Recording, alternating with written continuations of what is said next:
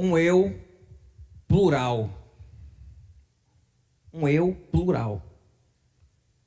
Eu soltei uma frase na divulgação que quero repetir ela agora no começo da nossa reflexão de hoje.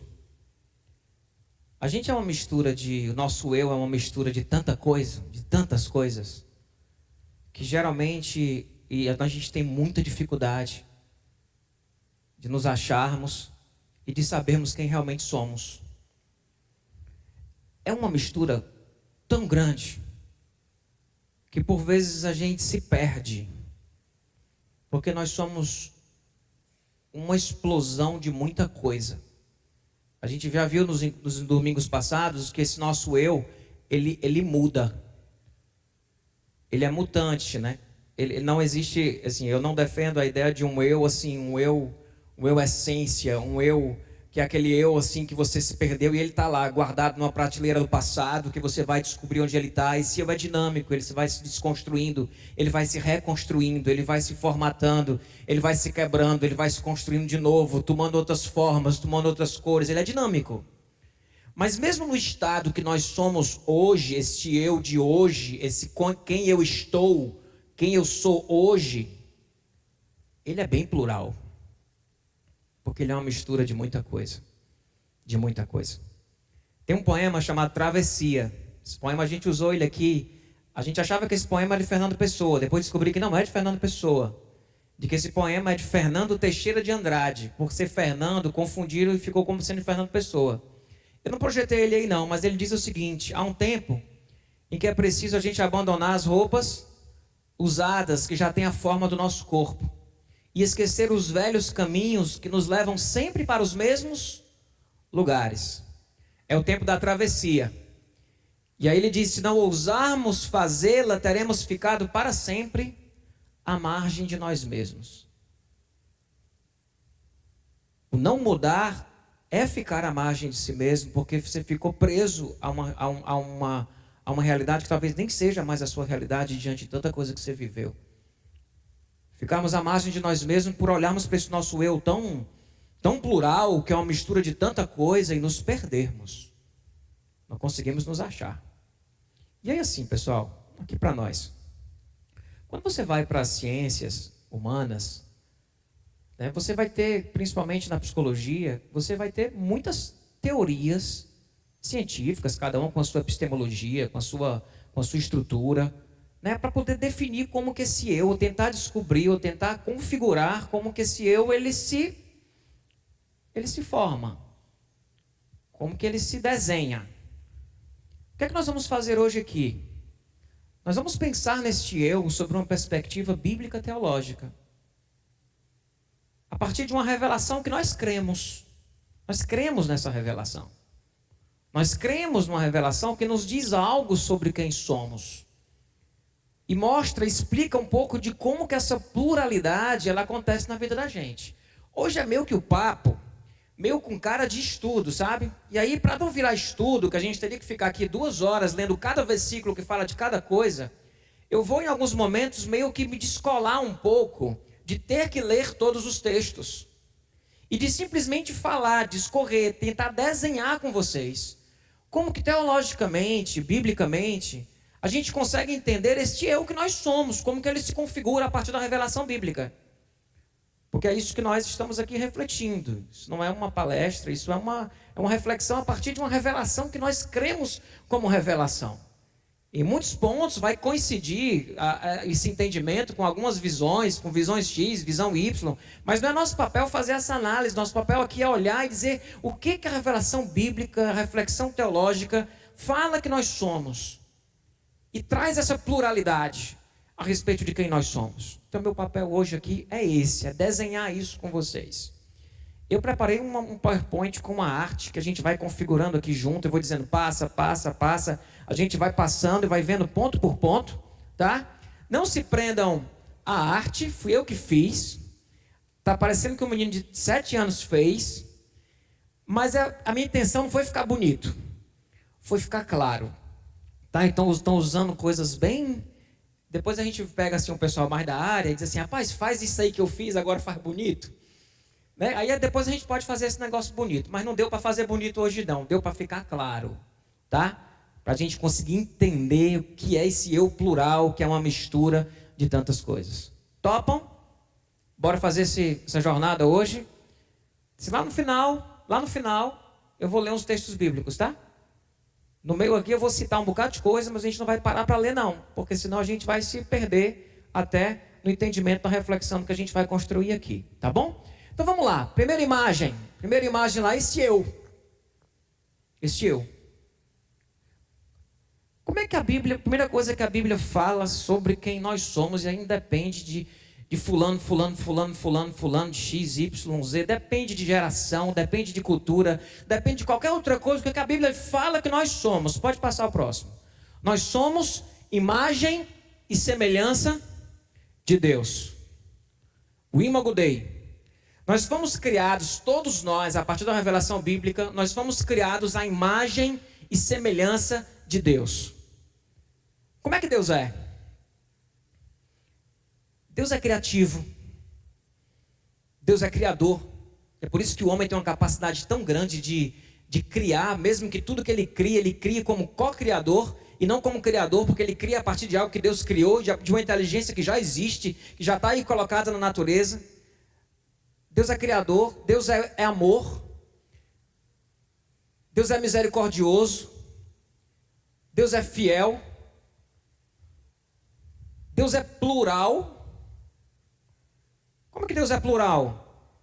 Pai, Filho, Espírito Santo. Deus é plural mesmo. Deus é relacional em si. Então nós fomos criados totalmente relacionais. Nós somos seres muito relacionais, porque o próprio Deus em si mesmo, ele é uma relação. E quando ele nos criou, nós não existimos sem uma relação. O ser humano não se cria sem relação, ele adoece sem relação. Nós somos seres relacionais, muito relacionais, porque nós fomos criados à imagem e semelhança de Deus. Deus é justo, Deus é fiel, Deus é bom. Nós fomos criados à imagem e semelhança desse Deus. É por isso que alguém que nem mesmo creia em Deus é capaz de realizar atos de bondade, porque na nossa perspectiva, independente dele crer ou não, ele foi criado à imagem e semelhança de Deus. Por isso que pessoas, mesmo sem acreditar em Deus e mesmo sem expressar uma fé em Deus, conseguem expressar na cultura, na arte, em uma série de coisas, traços deste Deus, porque todos nós fomos criados à imagem e semelhança de Deus. Amém? Está claro aí? Mas nós temos também, aí o segundo ponto, pode passar, uma singularidade. O que é a singularidade? A Bíblia diz, e a gente leu aqui vários textos sobre isso, quando a gente leu o Salmo 139, que Deus te viu quando você estava ainda informe no ventre da tua mãe, que todos os dias estavam escritos, de que Ele viu, que Ele sabe, Ele te chama pelo nome. Nós temos uma singularidade. Todos nós fomos criados à imagem e semelhança de Deus, mas todos nós somos diferentes, singulares. Nós somos singulares. Existe uma singularidade de cada um de nós. Tem gente aqui que é mais alto, tem gente que é mais baixo, tem gente que é mais forte, tem gente que não tem tanta força, tem gente que é exatas, tem gente que é humanas, tem gente que é literal, tem gente que é mais complexo. Confere. Tem gente que tem inteligências, hoje há inteligências múltiplas, né? Tem gente que tem inteligência com uma facilidade incrível de mexer com esporte, de fazer coisa que tem a ver com o corpo. Tem gente que tem uma singularidade, de uma habilidade para música, para o ouvido, para a língua, para aprender línguas, outros idiomas. Nós somos singulares.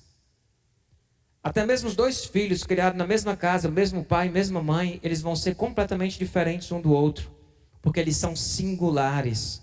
E a gente tem mania de comparar e dizer, isso aqui é o jeito do pai, isso aqui é o jeito da mãe, mas ele nem, é mesmo que puxa alguma coisa e a gente não sabe o quanto que isso veio de DNA, o quanto que isso veio epigeneticamente, ou quanto que isso veio do convívio, do social, do caminhar junto, mas eles são diferentes. Não é cópia da gente. Mistura. Eu olho para o filho meu e eu vejo o dedo do tio, a cabeça do avô, as minhas orelhas, os olhos da mãe, a boca do pai, o nariz do pai, a perna da minha, a bunda do meu sogro. Isso só fisicamente. Nada, que dá para ver mesmo com a roupa, dá para ver que a bunda é igual. Você vê que é uma mistura, misturou tudo e ficou melhor que tudinho. Eita, pai babão, né? Você olha a característica, o jeito. Tem gente que se você der um dinheiro na mão, o dinheiro vai ficar ali na mão. Tem gente que se você der o dinheiro na mão, ele não vai ficar na mão. Tem gente que junta para comprar. Tem gente que compra para pagar. E eu estou sendo bem simplório, tratando coisas bem simples. A habilidade que um tem, que o outro não tem, porque nós somos singulares. Deus sabe quantos fios de cabelo tem na cabeça de cada um de nós, porque Ele nos olha como seres singulares.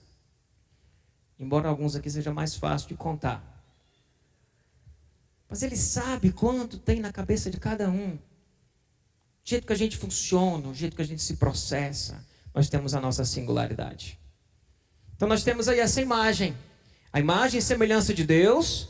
E temos a nossa singularidade, o nosso jeitão, é a maneira como nós nos portamos, a maneira como nossos gostos, as nossas preferências, as nossas habilidades, as nossas dificuldades, as nossas deficiências. É a nossa singularidade. O livro Garra fala sobre isso, né? O livro que eu indiquei domingo passado fala sobre isso. E aí assim, biblicamente, o que acontece, pessoal, aqui? Esse negócio aqui, que está aqui perfeitinho, imagem de Deus... Imago Dei e a singularidade de cada um, expressando, né, a pluralidade daquilo que Deus cria, como cada planta tem folhas bem diferentes. O que vem para poder tornar isso complicado, para tornar isso perdido, para tornar isso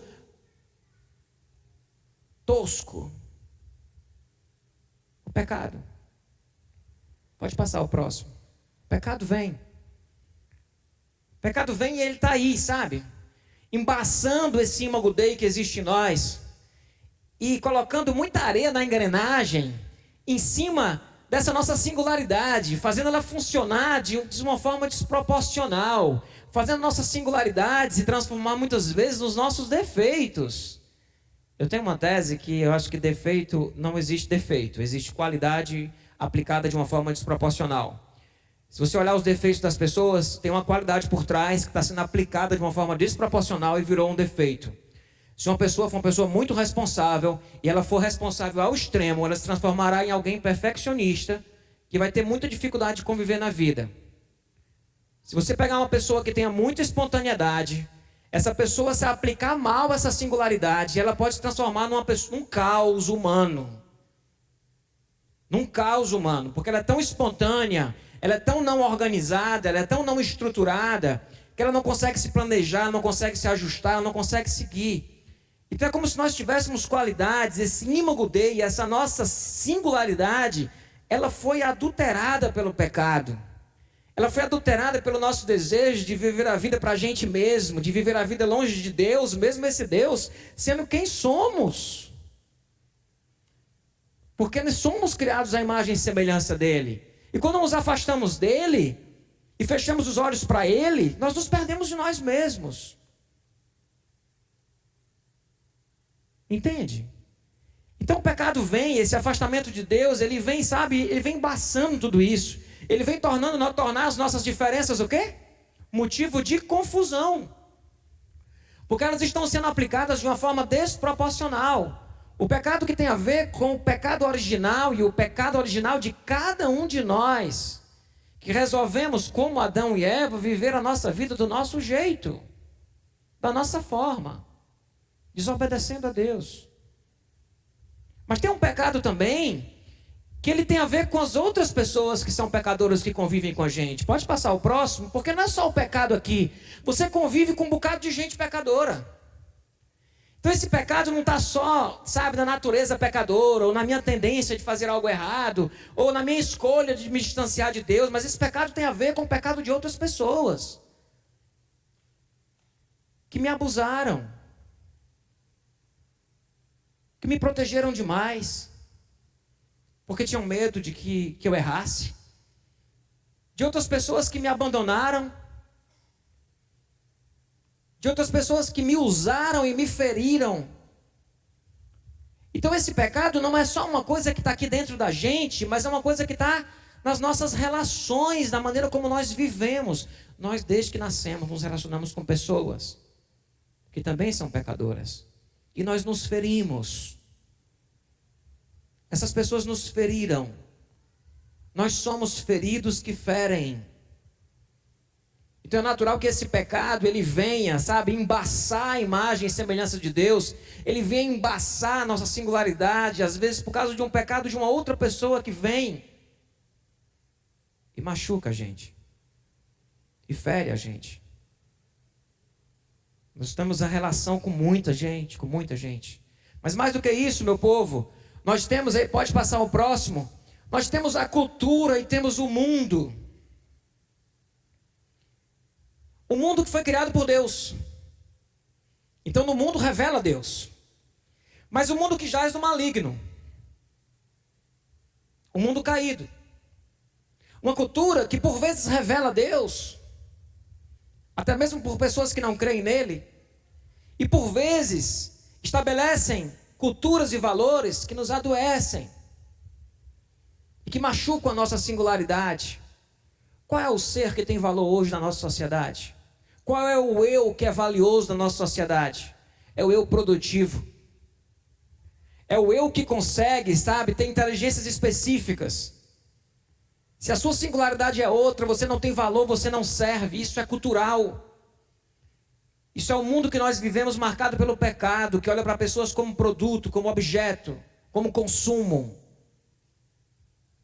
Isso machuca o nosso eu. Isso adultera o nosso eu, que é uma junção de quê? Do imagem e semelhança de Deus com a minha singularidade. Mas vem um pecado, o meu pecado, a minha escolha. Vem o pecado de outras pessoas. Vem o pecado da cultura que nós formamos. Porque o homem é o artesão da cultura, o ser humano é o artesão da cultura, o homem e a mulher são artesãos da cultura, que forma tudo isso que nós vivemos no mundo rendido ao dinheiro, à produção, ao consumo. Isso adultera quem nós somos. Isso mexe com a nossa identidade. Isso mexe com a imagem e semelhança de Deus. Isso fere a nossa singularidade. Isso aqui, pessoal, é a construção do velho homem, que a Bíblia chama de velho homem. A gente vai ler esse texto no final. Velho homem, velha mulher, velha pessoa, velho ser humano. É isso aí, é esse cenário aí. Mas dou graças a Deus por Jesus Cristo, nosso Senhor. Porque vem a cruz de Cristo, Cristo vem. Amém, irmãos? Cristo vem e a cruz, ela entra no meio dessa bagunça. A cruz entra no meio dessa bagunça, primeiramente, perdoando a gente pelo nosso pecado original, perdoando as pessoas que nos feriram e ensinando a gente a perdoar as pessoas que nos feriram. Ele vem sarando as nossas feridas, restabelecendo em nós a condição de, pelas feridas dele naquela cruz, nós sermos sarados. A cruz vem, Jesus vem e apresenta a vida, apresenta uma nova possibilidade, apresenta um recomeço, apresenta um homem que precisa morrer para que outro homem ressuscite. e que viva a vida e a viva eternamente. Compreende? Esse Jesus vem revelar o que a vida é e como nós podemos ser. Bonhoeffer diz que quando Deus se fez carne e habitou entre nós, ele veio revelar o quê? Quem Deus é. E ele veio revelar quem o ser humano pode ser. Ele revela toda a divindade e revela toda a humanidade. E nós podemos, em Cristo, sermos perdoados pelo nosso pecado. Nós podemos, em Cristo, aprender a perdoar o pecado das pessoas que nos machucaram. Nós podemos, em Cristo, olhar para essa cultura e para esse mundo, e olhando para Jesus, entender, não, isso não é o valor de Deus, isso não é a cultura de Deus. Isso que está no mundo revela o Criador, porque reflete Cristo. Isso que está no mundo não revela o Criador, porque não reflete Cristo. Cristo passa a ser a nossa referência para observar no mundo que nós vivemos o que é queda e o que é vida, o que é morte e o que é vida. Cristo faz isso e começa a restaurar a vida da gente. Sabe o que vai acontecer? Esse pecado, ele vai perdendo força. Pode passar o próximo. Ele vai perdendo força dentro deste eu. Ele vai perdendo a capacidade de aniquilar ou adulterar a tua singularidade ou a imagem e semelhança de Deus, porque essa imagem e semelhança de Deus começa a ser restaurada. Essa singularidade começa a ser revelada e descoberta a cada dia na caminhada com Cristo. Esse pecado, pode passar ao próximo, ele vai sendo diminuído. Essa casa, cantamos hoje aqui, essa casa um dia será perfeição. Mas é só lá. Aqui o pecado vai estar sempre ali. Mas com a obra de Cristo em nós, esse pecado já está perdoado. A vida já está revelada. A singularidade está sendo descoberta. E a nova vida em Cristo está sendo vivida. Este é o homem espiritual. Ali, em alguns na teologia divina, é homem natural e homem espiritual. O homem natural é aquele homem lá. Imago Dei, singularidade, o pecado bagunçando tudo, é o homem natural. O homem espiritual, ele nasce a partir do momento que Cristo é entronizado dentro deste eu. E ele começa a fazer toda uma obra de restauração. E aí vem a próxima imagem. Ele retrata esta obra do Espírito Santo de Deus, que são essas linhas, que não sei se vocês estão vendo, que são essas linhas que estão aí mexendo na gente, o Espírito Santo que está soprando, que está revelando, que está convencendo do pecado, da justiça, do juízo, que está revelando a gente o que é que agrada a Deus, o que não agrada, se entristecendo dentro da gente. O Espírito Santo que vem dentro da gente fazer o que, meu povo, esse Espírito? Ele vem produzir em nós a obra do Espírito. Restaurar a imagem e semelhança de Deus, o caráter de Deus. O que é o fruto do Espírito? Amor, paz, alegria, bondade, benignidade, mansidão, domínio próprio, fidelidade. Fruto do Espírito Santo de Deus. Fé. Fruto do Espírito Santo de Deus. O que é que o Espírito está produzindo em nós? Ele está restaurando a imagem e semelhança de Deus em nós. Lembra que eu disse no começo que Deus é bom, que Deus é misericordioso, que Deus é amoroso, que Deus é criativo, que Deus é justo? O Espírito Santo vem restaurar essa imagem e semelhança perdida, manchada pelo pecado.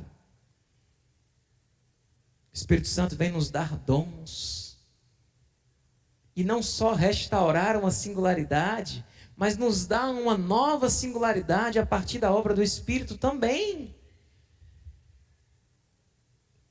Ele vai te dar dons espirituais, que são habilidades. Para se relacionar, para orar, para ministrar, para pregar, para interceder, para aconselhar, para ensinar. Parece que uma nova singularidade começa a ser construída a partir da obra desse Espírito, nos dando habilidades específicas. E Deus mesmo projetou, como diz lá Paulo, em Romanos e em Corinto, projetou as nossas diversidades. que deu uns para apóstolos, outros para doutores, outros para os pastores. Ele mesmo projetou o corpo desta forma. E é na multiforme graça de Deus que nós recebemos os dons e os talentos que Deus nos deu. Tem coisa na minha singularidade de hoje que eu consigo dizer assim: isso daqui é inato. Isso daqui eu nasci com esse negócio. Isso daqui foi o Espírito Santo que me deu. Eu não tinha não. Eu não tinha não. Já falei várias vezes para vocês aqui. Mansidão e paciência não foram coisas que eu nasci com. Não herdei do meu pai, nem da minha mãe, nem de ninguém paciência. Eu fui eleito na 8ª série, o menino mais ignorante da sala. Já contei isso para vocês. A paciência foi algo que Deus produziu, o Espírito Santo de Deus produziu no meu coração. Foi Ele que produziu. E hoje faz parte de quem eu sou. Está vendo como a gente é uma mistura de um bocado de coisa? Hoje faz parte de quem eu sou, porque Ele gerou esse novo eu. Ele gerou esse novo eu. Eu poderia falar de dons que eu não tinha, que Deus deu. Que eu não tinha, e Deus deu. Deus capacitou. E hoje faz parte de quem eu sou.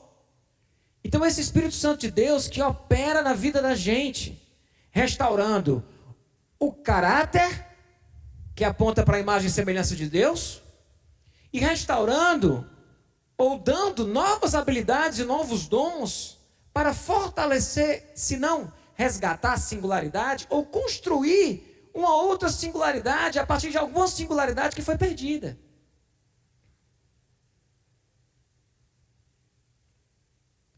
Está fazendo sentido, meu povo?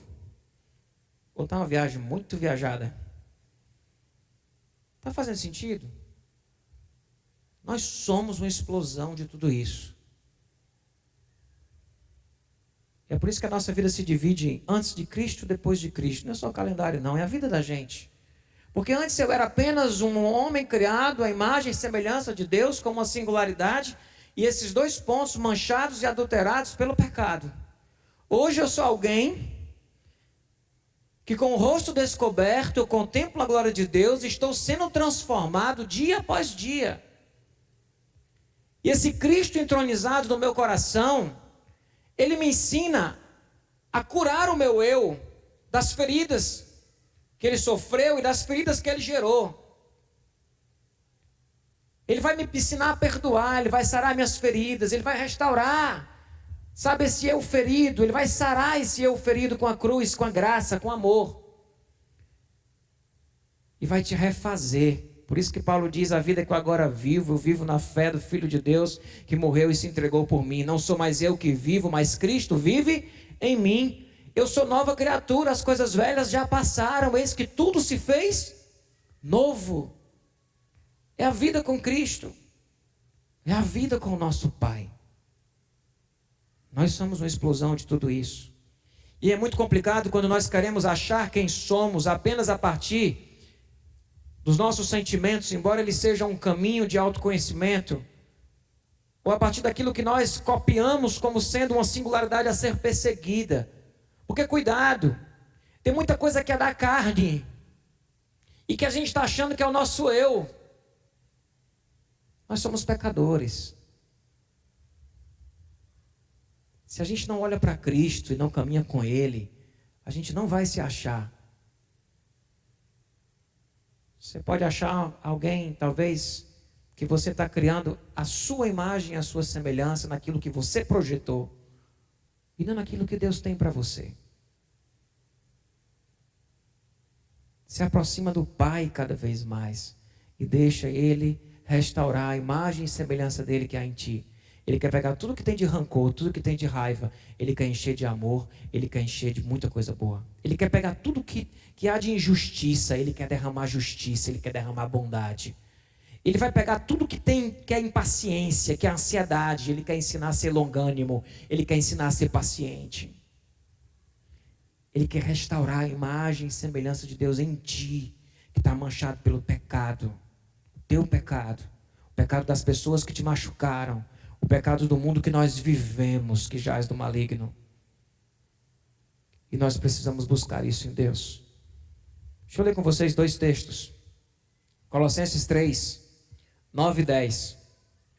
Paulo diz: não mentais uns aos outros, uma vez que vos despistes do velho ser humano, com seus feitos, e vos revestistes do novo ser humano, que se refaz para o pleno conhecimento, segundo a imagem daquele que o criou. Ele diz que Deus, com os seus feitos, vos revestistes do novo homem. Efésios 4 diz: quanto à antiga maneira de viver, vocês foram ensinados a despir-se do velho homem e da velha mulher, que se corrompe por desejos enganosos, a serem renovados no modo de pensar e a revestir-se do novo homem e da nova mulher, criados para ser semelhante a Deus, em justiça e em santidade, provenientes da verdade. Gálatas 5 diz: entretanto, o caráter de Deus, o fruto que o Espírito quer produzir no teu coração para restaurar a imagem de Deus em você, é amor, alegria, paz, paciência, amabilidade, bondade, fidelidade, mansidão e domínio próprio. Contra estas coisas, não há lei. Contra estas coisas, não há lei. E o que Deus quer fazer na tua vida, meu irmão, é restaurar a imagem e semelhança dele, que está aí perdida. Porque você foi ferido. Porque você feriu. E você não consegue mais amar, nem ser bom. Você não consegue mais ser justo. Você não consegue mais ser o ser que foi criado à imagem e semelhança de Deus. Ele quer ajudar você a restaurar a sua singularidade. Ou construir uma nova singularidade que Ele quer produzir. Talvez hoje seja um dia de você dizer: Pai, eu me rendo a Ti.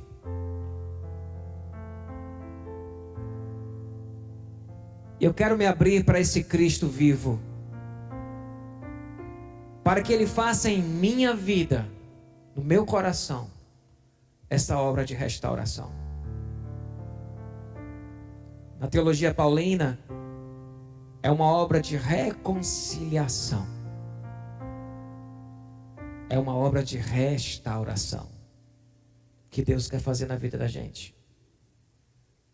E restaurar esse nosso eu de uma forma muito especial. Baixa tua cabeça um pouquinho. Baixa tua cabeça e conversa com o Pai. Olha para trás, você consegue enxergar toda a obra que Deus já fez? Ou isso tudo para você ainda não faz o menor sentido? Se você consegue enxergar, olha para trás e glorifica a Deus pela obra que Ele já fez. E diz ao Senhor mais uma vez: Pai, continua. Estou em obras. E essa casa um dia será a perfeição.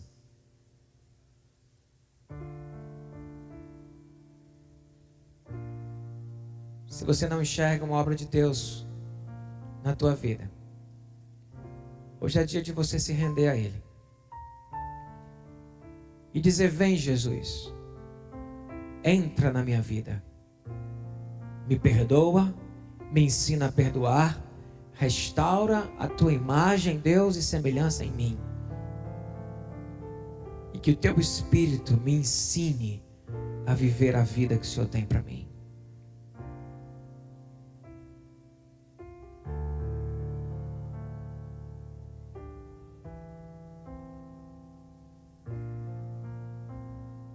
Vem, Espírito Santo de Deus, enche-nos com teu Espírito e transforma as nossas vidas.